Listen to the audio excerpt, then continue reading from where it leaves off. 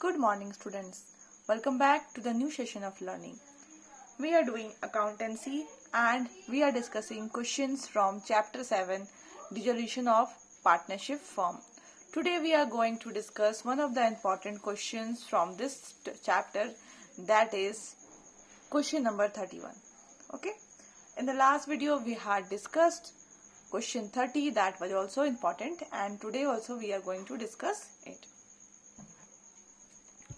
A, B and C are partnership sharing profits and losses in the ratio of, देखिए अब आपको ratio इस तरह से दिया हुआ है, तो आपको क्या करना है, सबसे पहले तीनों के बेस सेम करने हैं. ठीक है, बेस सेम करने हैं मतलब नीचे भी 6 हो जाएगा. ठीक है, 6 हो जाएगा तो 3:2:1 इनकी रेशियो हो जाएगी. On 1st March 2019, they decided to dissolve the partnership and the position of the firm on this date is represented by the following. ठीक है, ये उस डेट की रिप्रेजेंटेशन है. ओके, अब हम इसको बाद में इसको देखते हैं बैलेंस शीट को. यहाँ पे आपको दिखाई दे रहा है दो items. First is profit and loss, ये हमारा कबाड़ हो गया, एंड एडवर्टीजमेंट सस्पेंस, दो आइटम्स दिखाई दे रही हैं जिसको आपको क्या करना है, राइट ऑफ करनी है. ठीक है, और इधर वर्कमैन कंपनसेशन रिजर्व है एंड ए का लोन भी है. ठीक है, तो ये चीजों पे आपको गौर करनी है, अच्छे से स्कैनिंग करना है आपको. ऑलराइट,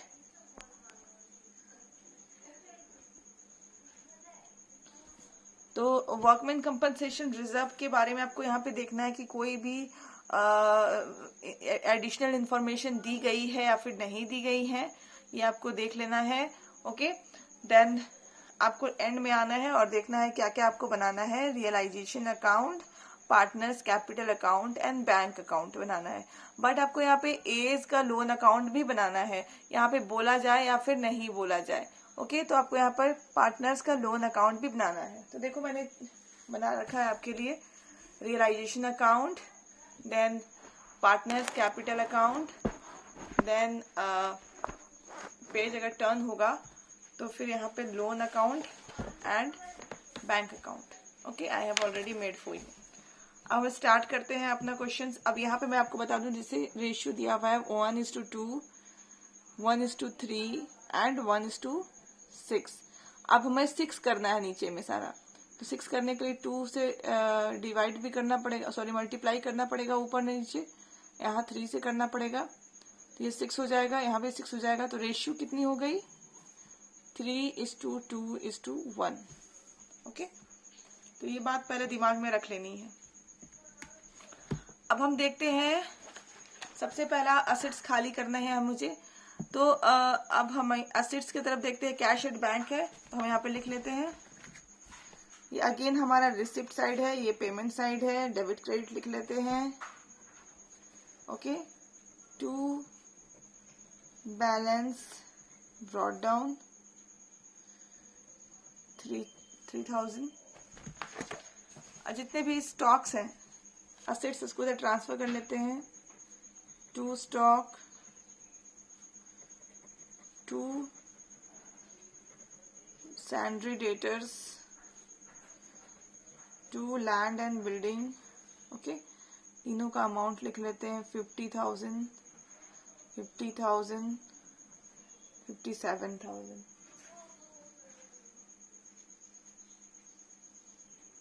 ओके, लिख लिया. अब हमारा यहाँ पर प्रॉफिट एंड लॉस अकाउंट है एंड एडवर्टीजमेंट सस्पेंस अकाउंट है. इसको हम पार्टनर्स के डेबिट के तरफ में लिखते हैं. To profit and loss account and to advertisement suspense account. ठीक है, इसको डिस्ट्रीब्यूट कर देंगे 3:2:1 के रेशियो में.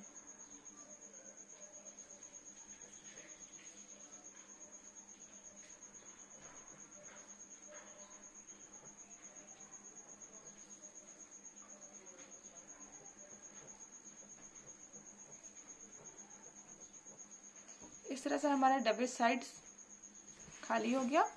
असेट्स की तरफ को हमने खाली कर दिया. अब हम आते हैं लायबिलिटी की तरफ में, तो सबसे पहले लिख लेते हैं बाय क्रेडिटर्स। बहुत सारे क्रेडिटर्स हैं हमारे यहाँ पे, 40,000। ए का लोन अकाउंट में जाते हैं, ये देखिए ए का लोन अकाउंट है, by balance brought down. Okay, ये हो गया। देन हमारा नेक्स्ट है वर्कमैन कंपनसेशन रिजर्व्स एंड सारे कैपिटल्स। तो हम लोग को ये इसी का जरूरत है, बाय बैलेंस बीडी करके पहले हम लोग कैपिटल नोट डाउन कर लेते हैं। ठीक है, कैपिटल कितनी है, 60,000, 40,000 and 10,000 by workman compensation reserve. अगर रिजर्व में कोई एडिशनल इंफॉर्मेशन अगर होता तो हम लोग पहले उसको देखने के बाद यहाँ पे कुछ कंसिडर करते। ओके, तो यहाँ पे है हमारा, इसको हम डिस्ट्रीब्यूट कर लेंगे। ठीक है, कर लिया, 3:2:1 के रेशियो में डिस्ट्रीब्यूट। अब हम एडिशनल इंफॉर्मेशन 1 by 1 पढ़ेंगे, क्योंकि हमने बैलेंस शीट का सारा काम कर लिया, उसको खाली कर लिया। ठीक है, अब हम पढ़ते हैं। During the course of realization, a liability under a suit for damage is settled at 20,000 as against rupees 5,000 only provided for in the books of the firm। मतलब मैं आपको इसको वर्किंग नोट्स में समझाती हूँ। ठीक है, दिस इज वर्किंग नोट्स। हमारे क्रेडिटर्स कितने थे, क्रेडिटर्स कितने थे, 40,000 थे। तो ऐसा नहीं है कि हमने सिर्फ एक पर्सन से 40,000 ले रखा है। ठीक है, हमने 40,000 कैसे ले लिया होगा, हो सकता है किसी से 5,000 लिया है, किसी से 5,000 लिया है एंड किसी से 35,000 लिया है। ठीक है, मतलब किसी एक आदमी से 5,000 लिया है और बाकियों से 2-3 आदमी से क्या क्या किया है, 4 आदमी से 5 आदमी मिल करके, 5 लोग मिल करके हमने 35,000 दे रहे होंगे। इस तरह का कुछ कहानी है। ठीक है, तो बात ये है कि क्वेश्चन में कहा गया है कि हमारे बुक्स में, हमारे बुक्स ऑफ अकाउंट्स में किसी क्रेडिटर्स का 5,000 का क्रेडिट था। ओके, उधार था 5,000 का, बट उसने क्या किया, वो गया कोर्ट में और केस कर दिया हमारे ऊपर। ठीक है, हमारे ऊपर कोर्ट में जाकर के उन्होंने केस फाइल कर दी, केस फाइल कर दी। ठीक है, और कोर्ट का जो फैसला था उसकी तरफ आया। ठीक है, तो उसमें हमें कोर्ट ने कहा है कि इसको 5,000 तो हमने इसको बुक्स में रिकॉर्ड किया था, बट हमें कितना देना है, इसको 20,000 देना है। ठीक है, आई बात समझ में। असल में वो हमारा क्रेडिटर्स था सिर्फ 5,000 का, बट उसने कोर्ट में केस कर दिया। तो अब कोर्ट ने क्या कहा है कि इसको हमें कितना पे करना पड़ेगा, 20,000 पे करना पड़ेगा। तो अब उसको हमें पे करना तो पड़ेगा, no doubt, to cash account. Payment हम इधर लिखते हैं और जो कैश हमें मिलती है वो हम इधर लिखते हैं। तो यहाँ पे हमें पे करना पड़ेगा 20,000। ठीक है, अब हम प्लस करके छोड़ देते हैं क्योंकि हमें बहुत सारी पेमेंट करनी बची हुई है। ठीक है, अब आगे पढ़ते हैं। Land and buildings were sold for 40,000, stock and credit sundry debtors realise 30,000 and 42,000। Okay, तो हमारे पास जब कैश आता है तो उसकी हम इधर एंट्री करते हैं, बाय कैश अकाउंट। तो कितना कितना आ रहा है, land and building 40,000 plus 30,000 plus 42,000। Okay, अभी हम लोग इसको अंदर ही यहाँ पे ही लिख करके छोड़ देते हैं। आगे देखते हैं और क्या है। The realisation expense of realisation amounted to ₹1200। यहाँ पे हमारा जो रियलाइजेशन एक्सपेंस है उसे भी हमें पे करना पड़ेगा, तो कैश है। ओके, अब आगे देखते हैं।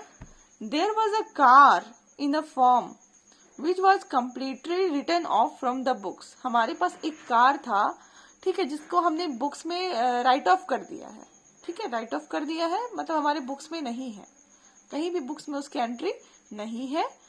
और it was taken by A for ₹20,000 full stop. तो उस कार को ए ने खरीद लिया, मतलब टेक ओवर कर लिया 20,000 में। तो अगर आप इसके लिए आप एक चीज माइंड में रखना कि हमारा कार जो क्या था, असेट्स था या लाइबिलिटी था? ऑफ कोर्स असेट्स था।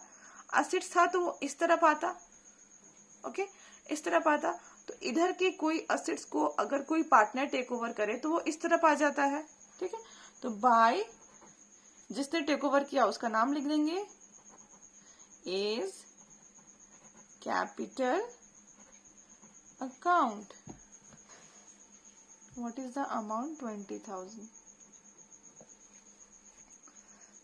ठीक है। आगे बढ़ते हैं। ही ऑल्सो एग्रीड टू पे outstanding salary of 20,000 not provided in the books. एक हमारी लाइबिलिटी भी है जो कि हमने बुक्स में उसको लिखा ही नहीं है, तो ये क्या कह रहा है कि मैं उसको भी ले लूंगा, ठीक है, उसको भी लाइबिलिटी भी टेक ओवर कर दूंगा।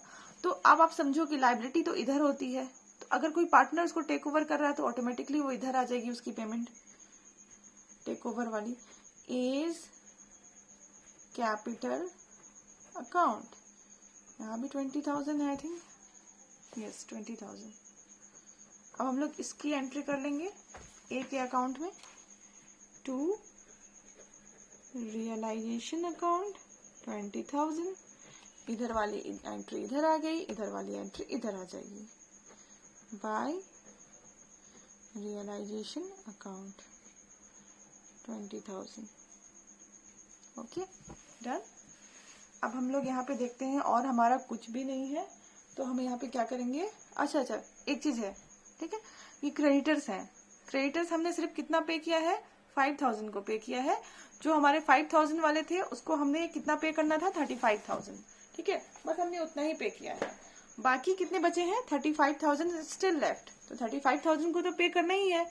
बुक बोले या नहीं बोले, हमको ये काम करना ही करना है, मतलब इंफॉर्मेशन हमें दे या नहीं दे, हमें ये काम करनी ही है, ओके। तो वी आर डूइंग दिस। तो इसको हम टोटल कर लेते हैं, दिस इज 1,12,000 और यहाँ पे है 56,200, ठीक है। अब टोटलिंग करते हैं तो ये पता चलता है कि ये साइड ज्यादा है और ये साइड इज लेस।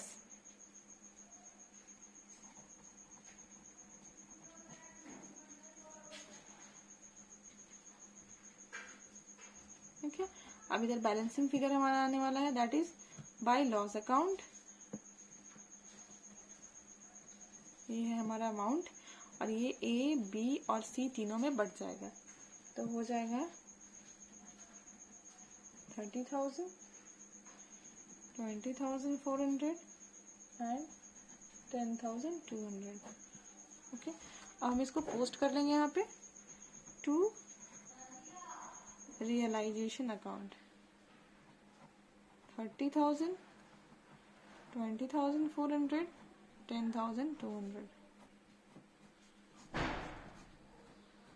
अब हमारा ए का क्या है, लोन अकाउंट भी है हमारे पास, तो पहले ए का ऐड कर लेते हैं कि ए का अगर बैलेंस इस तरफ आता है तो हमें क्या करना पड़ेगा, लोन अकाउंट में उसको ट्रांसफर कर देना पड़ेगा, क्योंकि हमें एक अमाउंट देने हैं और एक अमाउंट लेने हैं, तो हम लोग उसको सेटल कर देंगे। बट अगर हमारा अमाउंट इस तरफ आता है ए का, तो हम क्या करेंगे, उसको ये भी पे करेंगे और जो लोन अकाउंट में उसका बकाया राशि है वो भी पे करेंगे, ओके। इसकी टोटल आती है दिस साइड 90,500, 90,500।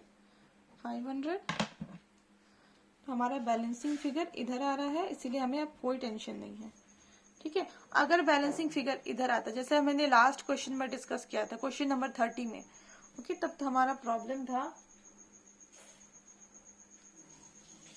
अब हमें इस केस में क्या करना है, हमें ए को 29,400 भी देना है और हमें इधर वाली जो अमाउंट है 10,000 ये भी देना है, तो हम दोनों दे देंगे, हमें इसमें देने में कोई दिक्कत नहीं है। पर अगर हमें एक अमाउंट लेना है और एक अमाउंट देना है, ठीक है, तब हम लोग क्या करते हैं, उसको सेटल कर देते हैं।